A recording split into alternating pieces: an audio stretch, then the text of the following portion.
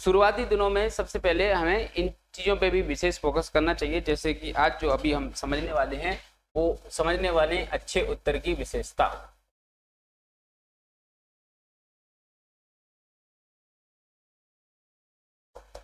यानी कि कौन सा उत्तर अच्छा उत्तर होता है, और अगर ये सारी चीजें जो अपन यहाँ पे समझने का प्रयास कर रहे हैं वो अगर इस उत्तर में नहीं होंगी तो फिर वो अच्छा उत्तर नहीं माना जाएगा, और जो अच्छा उत्तर नहीं माना जाएगा उसके अच्छे नंबर नहीं मिलते। तो अच्छे उत्तर की क्या विशेषता हो? अच्छे उत्तर की विशेषता प्रश्न से शुरू होती है, और वो ये है कि आपको प्रश्न समझ में आ जाए तो आप अच्छा उत्तर लिख पाएंगे। जैसे कि कल अपन ने उदाहरण के रूप में ये समझा था कि राम एक अच्छा व्यक्ति है, अच्छा लड़का है, Ram is a good boy. तो राम अच्छा लड़का क्यों है ना? जैसे कि प्रश्न पूछा जाए कि राम एक अच्छा लड़का है, व्याख्या कीजिए, ये प्रश्न है। तो इस प्रश्न के उत्तर में हम क्या लिखेंगे? राम की विशेषताएं, है ना। अगर हम ये लिख दें कि राम और श्याम में ये अंतर है, और श्याम ये सारे काम करता है जो कि राम नहीं करता है ना, और श्याम ये जो काम कर रहा है वो गलत काम है जो कि राम नहीं करता, इसलिए राम क्या है? एक अच्छा लड़का है, क्योंकि श्याम गंदा लड़का है, और ये गंदे लड़कों के जो गुण हैं वो राम में, ऐसे भी अपन समझ सकते हैं। लेकिन ये जो समझने का तरीका हुआ ना वो हुआ घुमावदार, कि अगर राम के बारे में बात हो रही है तो आप राम के बारे में ही बात करें। आप ऐसे ना समझाएं कि ये एक अच्छे गुण हैं और ये एक बुरे गुण हैं, ये बुरे गुण एक भी इस व्यक्ति के अंदर नहीं हैं, इसलिए ये अच्छा व्यक्ति है। ऐसा कहने से बेहतर है आप ये कहें कि ये अच्छे गुण जो इसके अंदर मौजूद है इसलिए ये अच्छा व्यक्ति, तो ये ज्यादा प्रभावशाली होगा, है ना। कुल मिला के बात यहाँ पे ये समझाने का प्रयास कर रहा हूं मैं कि जब हम उत्तर लिखते हैं तो उत्तर लिखने के पहले हम ये समझ लें कि प्रश्न क्या है, और समझे गए प्रश्न को प्रश्न के अनुरूप ही उत्तर देना है ना। इसलिए सबसे अच्छे उत्तर की सबसे पहली विशेषता ये होती है कि जो पूछा जाए वही लिखें।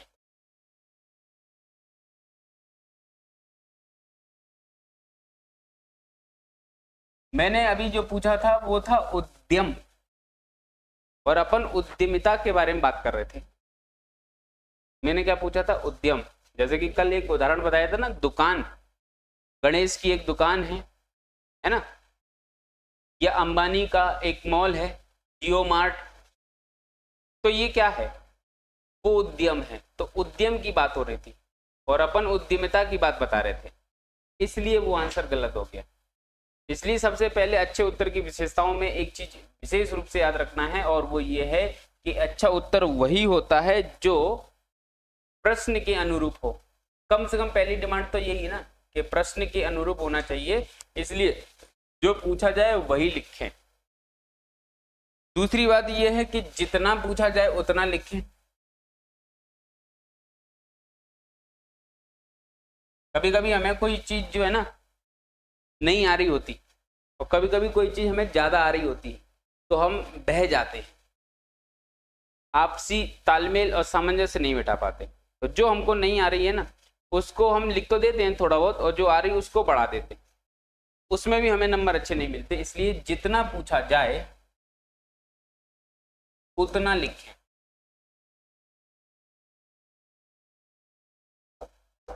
ये दोनों चीज बहुत बेसिक सी है, जो पूछा जाए वही लिखें, जितना पूछा जाए उतना लिखें।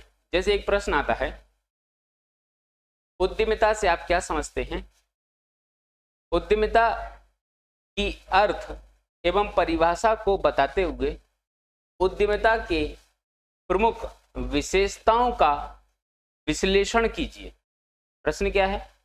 उद्यमिता से आप क्या समझते हैं, इसकी अर्थ एवं परिभाषा को बताते हुए इसकी विशेषताओं का विश्लेषण कीजिए। अब यहाँ पे ये स्थिति उत्पन्न हो रही है कि आपको प्रश्न समझ में आ गया है, तो प्रश्न के अंदर 3 भाग हैं कि उद्यमिता क्या है इसको बताइए आप, और इसको बताते हुए इसके विशेषताओं का विश्लेषण करना है। तो इसमें आपको उसने पूछा है अर्थ बताइए, और इसकी परिभाषा बताइए और जो विशेषताएं हैं वो लिखना है। ऐसी स्थिति में अपने को वो जो नंबर देगा वो कैसे देगा, 1 नंबर, 2 नंबर, अगर ये 10 नंबर का प्रश्न होगा 8 नंबर यहां मिलेंगे, और यहाँ 1 नंबर तो वो दे देगा, या 8 में से वो मैक्सिमम अच्छा आंसर लिखा है तो 7 नंबर देगा, नहीं तो नहीं देगा। ठीक, अब आपको उद्यमिता का अर्थ और परिभाषा बहुत अच्छे से आता है, तो आपने उद्यमिता का अर्थ और परिभाषा को ही लिख दिया कितने पेज में, लगभग 1 पूरा पेज में उद्यमिता के अर्थ को और उसके परिभाषा को बता दिया। 1 पेज लिखने के बाद भी वो आपको 2 ही नंबर देगा, है ना, जितना पूछा जाए। पूछने के उद्देश्य में सबसे मुख्य भाग क्या है प्रश्न का, विशेषताएं, और फिर आपने विशेषताएं लिखी नंबर 1, नंबर 2, नंबर 3, नंबर 4, ऐसा करके विशेषताएं लिख दी। ऐसा करके विशेषताएं लिखेंगे तो वो मैक्सिमम आपको 4 नंबर देगा। ओवरऑल ऐसा उत्तर लिखने पे आपको 10 में से मिलेंगे नंबर 5। फिर आप बोलोगे यार मैंने तो बहुत अच्छा लिखा था, नंबर कट गए। क्यों कट गए? क्योंकि प्रश्न को ध्यान से अगर आपने सुना हो तो विशेषताएं नहीं लिखनी है, विशेषताओं का विश्लेषण करना है, और विश्लेषण करने के लिए उसको एक्सप्लेनेशन देना होगा। जैसे जोखिम उठाने की क्षमता, ये विशेषता है। अब इसी विशेषता के अंदर हेडिंग डाल के आपको लिखना पड़ेगा, उद्यमिता के अंतर्गत उद्यमी में जोखिम उठाने की क्षमता होता है जिसके आधार पर वो नए निर्णय लेकर अधिकतम लाभ कमाने का रिस्क लेता है। इस तरह से अपने को वो लिखना पड़ेगा, तब जाके अपने को वो नंबर देगा। इसमें 7 और 1 मिला के होंगे 9, तो ये माना जाएगा एक अच्छा उत्तर। तो अच्छे उत्तर की 2 विशेषताएं अगर आप समझ गए हैं तो इस चीज को हमेशा याद रखना कि जो पूछा जा रहा है हमें वही लिखना है, और जितना पूछा जा रहा है उतना लिखना है, ज्यादा नहीं लिखना है, क्योंकि हमारे पास शब्द की सीमा भी है। हमें निर्धारित शब्दों के अंदर उत्तर लिखना है। अगर हम निर्धारित शब्दों में उत्तर नहीं लिख पाएंगे तो ऐसी स्थिति में हमारे साथ समस्या ये आएगी कि लास्ट के प्रश्न हमारे छूट जाएंगे, और ये बहुत बड़ी समस्या होगी। और इन पेपर के अंदर जो केस स्टडी है वो टाइम टेकिंग होता है, क्योंकि आप रटा हुआ नहीं लिखते वहां, आप अपने विचारों को, प्रश्न को समझ कर लिखते हैं। तो ऐसी स्थिति में केस स्टडी में ये दिक्कत आती है कि समय ज्यादा लग जाता है, और समय ज्यादा न लगे इसलिए अपने को यहाँ समय बचाना है, क्योंकि वहां पे थोड़ा बहुत तो लगेगा, है ना। तो अच्छे उत्तर की विशेषताओं में सबसे पहली जो 2 प्राथमिक चीजें वो समझ गए कि जो पूछा जा रहा है वही लिखेंगे, जितना पूछा जा रहा है उतना लिखेंगे। ठीक, ये तो नैसर्गिक चीजें हुई, ये तो सामान्य बात है। ये क्या है? सामान्य बातें हैं जिनका हमें विशेष रूप से ध्यान रखना चाहिए। इसके अलावा अगर हम देखें तो इसके अलावा 2 ऐसी चीजें हैं जो हमें विशिष्ट रूप से ध्यान देनी चाहिए, है ना। ये है मुख्य बात। ये जो 3 बातें मैं बताने वाला हूं, ये तीनों मुख्य बातें हैं, इन पर आपको विशेष रूप से ध्यान देना है। ये तो आपको करना ही है, इतने से आपके नंबर अच्छे होना स्टार्ट होंगे, और ये सब करेंगे, ये कॉमन सी बात है, सबको करना भी चाहिए। जो भी मुख्य परीक्षा की तैयारी कर रहा है उसको मुख्य परीक्षा देते समय इन दोनों बिंदुओं पर विशेष ध्यान देना चाहिए। जो पूछा जाए वो लिखे, जितना पूछा जाए उतना ही लिखे। ये आधारभूत बातें हों, सामान्य बातें हों। बाकी की जो बात आपके पेपर में अच्छे नंबर दिलवाएंगी वो है नंबर 3, जिसको अपन कहते हैं गागर में सागर, या अच्छे उत्तर की विशेषता में अपन उसको कहते हैं अर्थपूर्ण लघु वाक्य।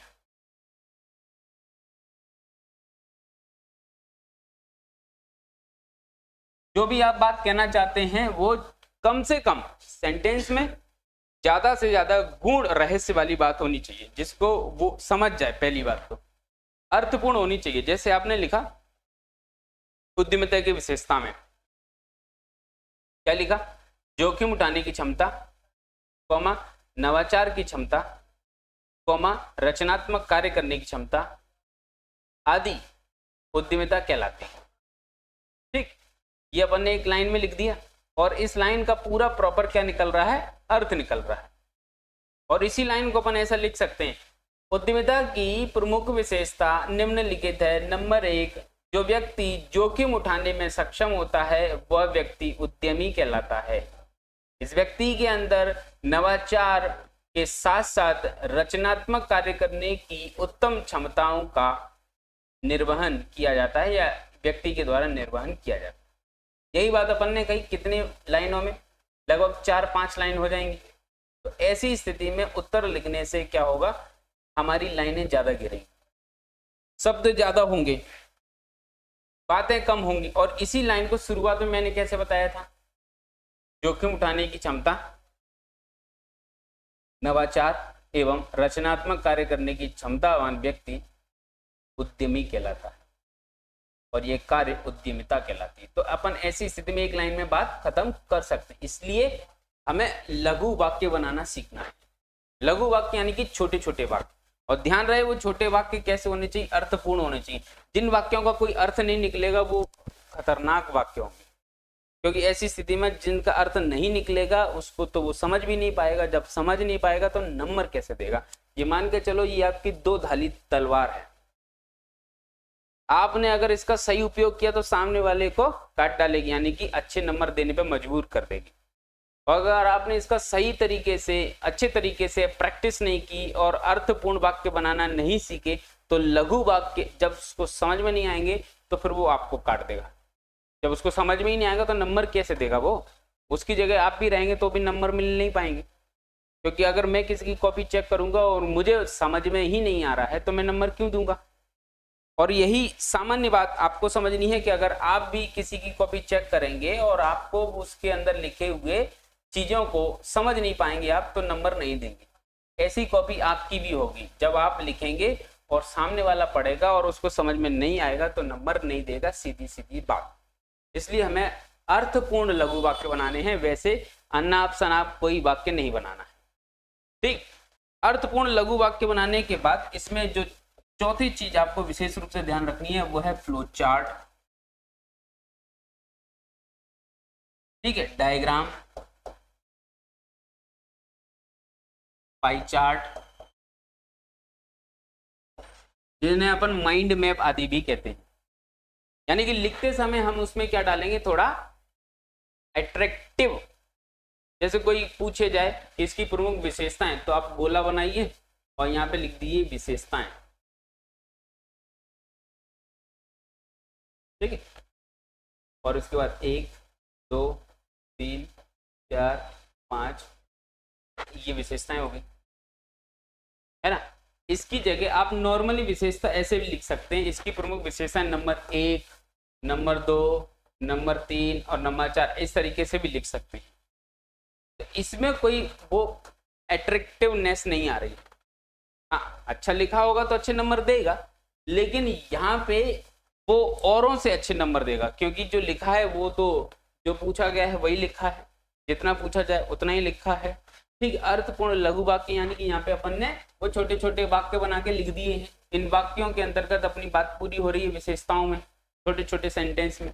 अपन पूरा सेंटेंस नहीं बनाए कि उद्यमिता की प्रमुख विशेषता ये है कि व्यक्ति जोखिम उठाने के लिए सक्षम हो जाता है, ऐसे वाक्य ना बनाए। विशेषता तो यही है ना, इसकी विशेषता को सीधा ये लिखें कि जोखिम उठाने की क्षमता, बस जोखिम उठाने की क्षमता। 4 शब्दों में अपनी एक विशेषता पूरी हो रही तो अपन 5वें शब्द का उपयोग करें ही ना। तो यहाँ पे आपका लघु वाक्य हो गया, फ्लो चार्ट हो गया। तो ये बातें हमें ध्यान रखनी है ना। और उसके अंदर हम अपने प्रश्न के अंदर जो अच्छा उत्तर अपन लिखेंगे ये हर एक जगह काम आएगा। जरूरी नहीं कि अपन उद्यमिता के संबंध में जो भी हम लिख रहे हैं उसका जो सोर्स होगा, जो डाटा होगा वो गलत नहीं होगा, गलत नहीं होना चाहिए। नहीं तो क्या है कि यही गुड़ गोबर हो जाता है। हमने लिखा बढ़िया बेहतरीन, लेकिन एक सेंटेंस उसमें ऐसा डाल दिया जो गलत है। जैसे उद्यमिता की विशेषता में उद्यम की विशेषता डाल दी। देखने में तो एक जैसा लगेगा, लेकिन बारीकी से वो तो पहचान जाएगा ना, क्योंकि कॉपी चेक कर रहा है मतलब उस चीज का मास्टर होगा, पढ़ा लिखा होगा तब तो चेक कर रहा है। ऐसा तो है नहीं कि फिजिक्स को भी चेक करने के लिए अपन हिस्ट्री का प्रोफेसर बैठाएंगे, कि हिस्ट्री की कॉपी चेक करने के लिए फिजिक्स का प्रोफेसर बिठाएंगे, है ना। तो हिस्ट्री की कॉपी चेक करने वाला ये बारीकी से इन बातों को समझता होगा, कोई भी उसमें गलत जानकारी नहीं डाल। नहीं मालूम तो मत डालो, नहीं मालूम तो मत लिखो, लेकिन गलत नहीं लिखना। तो ये जो है वो कभी कभी हम लिखते हैं ना, तो हमें ऐसा लगता है कि चलो ठीक है पूरा कर देते हैं जैसा भी है। तो जैसा भी है के अंदर जो शुरुआत से मेहनत चल रही है उस सब पे पानी फिर जाता है। तो इन सब चीजों पे ध्यान देना है, ये सामान्य बात है, इन पे तो ध्यान देना ही है। ऐसी स्थिति में सामान्य नंबर आने लग जाएंगे। सामान्य नंबर यानी कि अगर वो 7 नंबर का है मान के चलो, तो वो 3 या 4 नंबर देने लग जाएगा, और इन पे फोकस करेंगे तो ऐसी स्थिति में वो 5 या 6 नंबर देने लग जाएगा। 5 भी आ सकते हैं, 6 भी आ सकते हैं, अगर अपन ये अनुमान लगाएं तो ठीक है। और यदि जो लास्ट वाला बिंदु अपन ने फोकस कर लिया तो ये है विशेष रूप से इंपॉर्टेंट।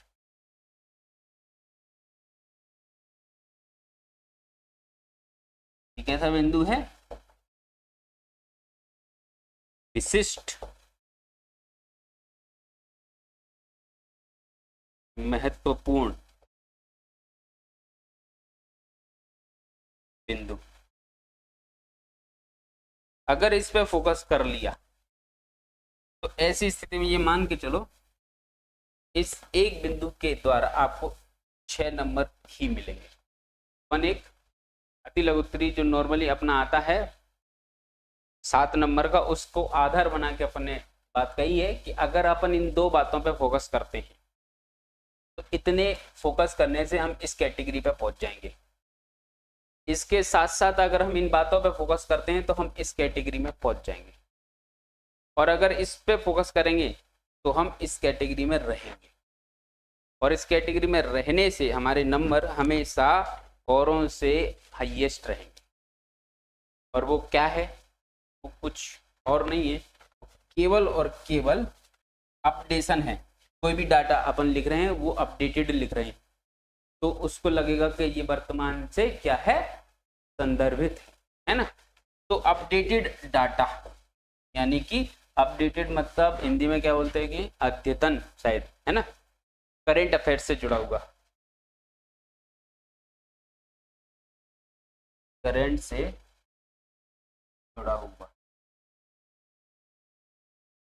और ये करंट से जुड़ा हुआ डाटा हर सब्जेक्ट में शायद नहीं होगा, है ना, लेकिन ये हर जगह रहेंगे। तो इन 6 बिंदुओं पे हमें फोकस करना है। 6 बिंदुओं पे फोकस करेंगे 6 नंबर मिलेंगे। 6 बिंदुओं पे फोकस नहीं करेंगे 6 नंबर नहीं मिलेंगे, 5 तक रह जाएंगे। 5 तक फोकस नहीं करेंगे 4 तक रह जाएंगे। तो हमें अब उत्तर के लिखने की स्थिति समझ में आ गई है, तो इस आधार पे हम क्या लिखेंगे? अपने उत्तर लिखेंगे, किसी भी सब्जेक्ट के हों। साइंस के अंतर्गत आपको कुछ टॉपिक मिलेंगे जो करंट से जुड़ सकते हैं, हेल्थ वाले, स्पेशली एनवायरमेंट वाले, है ना, बायोटेक्नोलॉजी वाले। एमपी के अंदर ज्यादातर टॉपिक ऐसे होंगे जो करंट से जुड़ सकते हैं, है ना। ज्योग्राफी के अंदर कुछ टॉपिक ऐसे होंगे वो करंट से जुड़ सकते हैं। अब आप बोलो कि यार करंट तो प्री में आता है, मेंस में तो आता ही नहीं है। तो भले ही ना आता हो, लेकिन लिख देना अपनी समझदारी को व्यक्त करेगा। और उसके लिए आप ऑडिटोरियल, और ऑडिटोरियल यानी कि न्यूज़पेपर का जो ऑडिटोरियल भाग है, अभिव्यक्ति वाला भाग, वो, साथ ही साथ फ्रंट पेज, साथ ही साथ अपना स्पोर्ट वाला, और देश विदेश और अर्थव्यवस्था, ये 4-5 पेज जरूर पढ़ा। अब चूंकि अपन मेंस दे रहे हैं तो स्पोर्ट का कोई काम नहीं है, तो शायद उसको आप अभी डिले कर सकते हैं, लेकिन प्रारंभिक परीक्षा के लिए तो वो भी इम्पोर्टेंट है। रोजगार निर्माण जरूर पढ़ें। रोजगार निर्माण मध्य प्रदेश के संदर्भ में इम्पोर्टेंट हो जाता है। प्री के साथ साथ मेंस में भी आपके आंसर राइटिंग को सुधार देता है। जैसे अभी का आया है, एक पेड़ माँ के नाम, रोजगार निर्माण आया है अभी मंडे का, के फ्रंट पे सबसे पहली मध्य प्रदेश के मुख्यमंत्री की योजना है एक पेड़ माँ के नाम। तो जब पर्यावरण संबंधी कोई प्रश्न लिखेंगे जिसमें पर्यावरण के प्रदूषण की समस्या को खत्म करने का उपाय पूछा गया होगा तो उसमें अपन ये करंट का डाटा जोड़ देंगे। अभी हाल ही में मध्य प्रदेश के मुख्यमंत्री श्री मोहन यादव जी द्वारा एक पेड़ मां के नाम योजना का शुभारंभ करते हुए लगभग 1.5 करोड़ या 3.5 करके मुझे डाटा याद नहीं आ रहा है, वही वाली बात है, जो डाटा याद नहीं आ रहा है वो नहीं लिखना, पेड़ लगाने की घोषणा की या आह्वान किया। तो ऐसी स्थिति में अब उस प्रश्न के उत्तर में क्या जुड़ गया है आपका करंट, तो आपके उस प्रश्न के उत्तर को क्या बना देगा, वो अपडेट बना देगा, और अपडेट बनाने से आपको क्या मिलेंगे, अच्छे नंबर मिलेंगे। तो ये है मेरे अनुसार अच्छे उत्तर के मुख्य बिंदु। इन अच्छे उत्तरों के बिंदुओं पर विशेष रूप से फोकस करना। आप इनको चाहो तो लिख सकते हैं और आप चाहो तो अपने इनको लिखने की बजाय दिमाग में बिठा लो, लेकिन दिमाग में तभी बैठेगा जब बार बार लिख लेंगे। तो लिख लो मुख्य परीक्षा में अच्छे उत्तर की क्या विशेषता है, और अगर ये नहीं है तो वो उत्तर अच्छा नहीं माना जाएगा। जैसे जो पूछा है आप वो नहीं लिख रहे हो, आप कारण पूछिए लेकिन प्रभाव लिख रहे हो, विशेषता पूछिए आप कुछ और ही लिख दे रहे हो, तो ऐसी स्थिति में अच्छा उत्तर न होने पे आपको नंबर भी अच्छे नहीं मिलेंगे।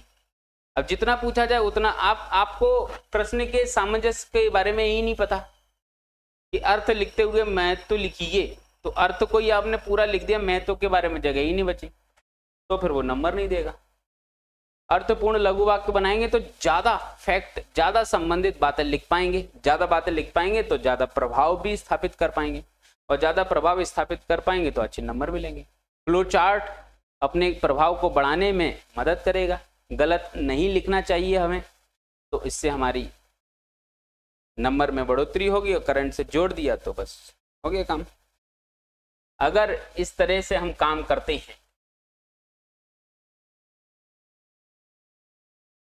तो इस तरीके से काम करने से क्या होगा, अच्छे उत्तर की विशेषता ये है, और ऐसा करने से नंबर 1 हमारे उत्तर में क्या बनेगी, विश्वसनीयता बनेगी।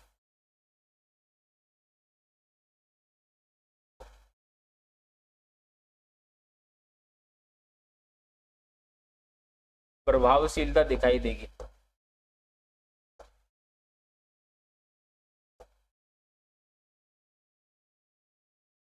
हमारा उत्तर आकर्षक होगा। ये अच्छे उत्तर के गुण कहलाएंगे। ये विशेषताएं, इनके होने से हमारे उत्तर के अंदर ये गुण मौजूद होंगे। विश्वसनीयता होगी, उसकी प्रभावशीलता होगी, आकर्षक होगा।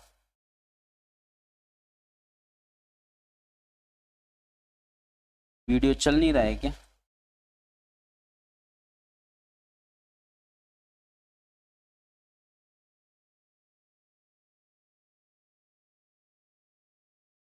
Radhe Radhe, good afternoon.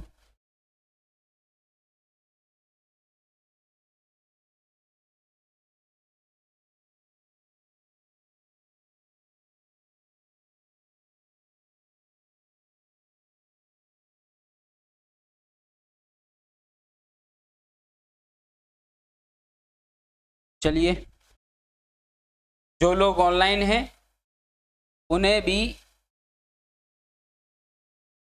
Good afternoon and जय हिंद। जितने भी लोग ऑनलाइन हैं सेशन को शेयर कर ही देंगे, बार बार करने की आवश्यकता नहीं है। मुझे पता है कि आप लोग ज़्यादा समझदार हैं और आप ये काम बिना बोले कर रहे होंगे।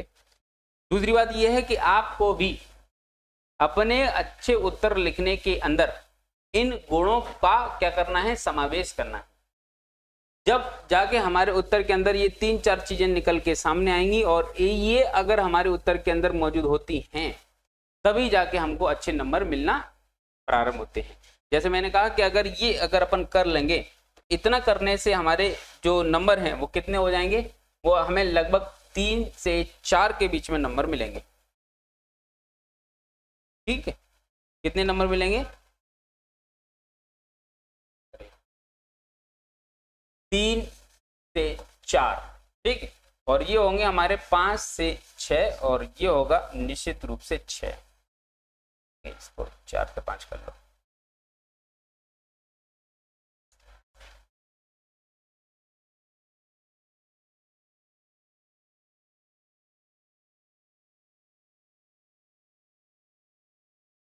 ठीक है, ये हो गया तुम्हारा एक अच्छे उत्तर की फॉर्मेटिंग। हर एक उत्तर के अंदर यही वाली बात होनी चाहिए। ठीक है।